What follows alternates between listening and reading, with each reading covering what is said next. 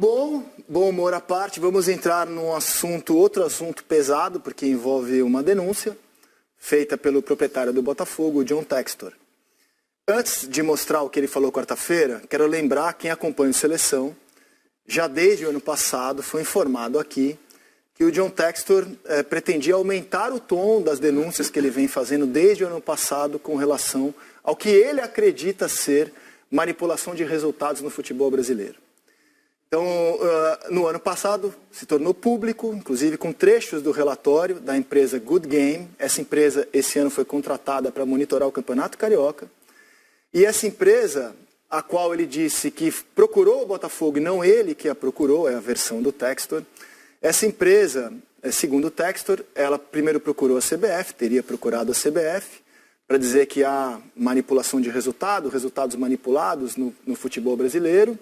Ela tem uma conclusão, isso se tornou público no ano passado, de que o Botafogo deveria ter sido o vencedor do Brasileiro, ou seja, se manipularam jogos a favor do Palmeiras. E qual é a base? O que ela usa como base para chegar a essa conclusão? Ela tem prova de que alguém comprou o juiz, comprou o jogador? Não. Ela analisa lances dos jogos, ela divide os jogos, lance de arbitragem em 3 categorias, erros críticos, erros aceitáveis e acertos. E aí ela determinou, lá no estudo que ela fez, que os jogos com erros críticos favoreceram o Palmeiras no Campeonato Brasileiro do ano passado. A gente tratou disso no Seleção de 23, inclusive divergindo de lances que a Good Game apontou como erros claros contra o Botafogo. A gente achou que a arbitragem acertou em vários, em outros houve divisão de opinião, mas é o estudo que a empresa fez. Ela usa inteligência artificial, instrutores internacionais de arbitragem e monitoração de cotações em sites de aposta. É isso que ela faz. Ela não tem nesse relatório nenhum dado assim de quem comprou, se alguém recebeu, que para mim é fundamental, mas não sou eu que tenho que sustentar o relatório. Quem tem que sustentar é o John Textor. Por que ele tem que sustentar? Porque no ano passado ele tentou fazer com que o STJD analisasse esse relatório, o tribunal não quis nem conversa, e ele é muito magoado com isso porque ironizaram ele. E depois da declaração que ele deu no campo do Botafogo, após a derrota para o Palmeiras, ele usou um termo em inglês, corruption, que a gente aqui traduziu como corrupção. Ele disse que, da maneira como ele falou, queria dizer outra coisa, vou deixar para o tribunal resolver isso, porque virou uma questão de tribunal. O Edinaldo Rodrigues, o presidente da CBF, processou criminalmente o John Textor. Então o John Textor terá que se defender na justiça brasileira de uma ação criminal. E esse relatório que ele contratou é peça-chave da defesa dele. É peça-chave. Se vai funcionar ou não, repito, eu não sou advogado, eu sou jornalista. Estou relatando aquilo que eu apurei com as diferentes partes envolvidas. Esse relatório aponta que não só o ano passado foi manipulado, que em 22 também. Engraçado é que o próprio auxiliar do Abel Ferreira falou no ano passado que o sistema estava impedindo o título do Palmeiras. Falar que o sistema está contra você, todo mundo pode falar. A questão é provar, né? Até anteontem, tudo se resolveria com um aperto de mão, um acordo, um pedido de desculpa. O Textor teve a chance. Conversei com o presidente da CBF, Edinaldo Rodrigues, se havia possibilidade de um acerto ou se realmente um processo criminal era a única saída. E o presidente da CBF disse o seguinte, que depois daquela fala do Textor, ele esperou 72 horas, né, para o Textor ir à CBF, conversar com ele, que ele sinalizou para o Textor, essa é a versão do presidente da CBF, tá? Que ele sinalizou para o Textor que dirigentes podem falar absurdos depois de uma derrota, no calor da emoção, desde que depois se retratem, coloquem panos quentes, e que, segundo ele, o Textor não fez nada disso. Pelo contrário, começou a elevar o tom, né? Essa é a visão que eu tenho, já que poderia ter sido evitado um processo criminal se o Textor, por exemplo, revisse a fala dele, na qual ele usou em inglês o termo corruption. A gente abordou esse assunto ano passado, e eu avisei que o Textor subiria o tom, como de fato subiu. Como eu duvido que o Textor, aliás, tenho certeza que de bobo ele não tem nada, ele é um homem, inclusive, de mídia, né? Ele é um empresário de mídia nos Estados Unidos.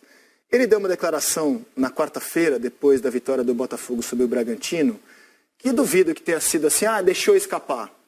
Duvido não, afirmo. Ele queria que se tornasse público, ou pública, essa informação. Dá uma olhada. The fans are going to learn a lot. in the next 30 days about what actually happened in the championship, and they know what I feel about it, but I'm not going to litigate this in the press. It's irresponsible. Judges on the sport court should not be making fun of anybody about match fixing. For somebody to say there's no corruption in Brazil when I've got referees on tape complaining about not getting their bribes paid, you know, maybe the CBF shouldn't sue me on this. I didn't go after Ednaldo. Never said anything about him. It's not corrupt. He's a man running an organization that needs to manage external corruption probably better, because it's a battle against the outside. The Federation is our champion, but it's a battle, and it exists, and it's here. There's match fixing 2021, 2022, 2023. We have the proof. Bom, ele afirmou ter em mãos material de árbitro dizendo que recebeu propina. Que bom, tomara que ele tenha, se é que isso realmente é verdade, que ele apresente publicamente, porque só vai fazer bem à nossa sociedade. Identificar alguém que tenha cometido algum erro, se ele tem provas disso, se ele é capaz de provar, se ele é capaz de publicamente mostrar. Acho irresponsável você lançar o assunto antes de qualquer coisa. Eu acho muito grave para a gente estar discutindo isso na imprensa. Acho irresponsável ele acusar pessoas antes de ter as provas. Depois que ele tiver as provas, a gente consegue aprofundar essa questão.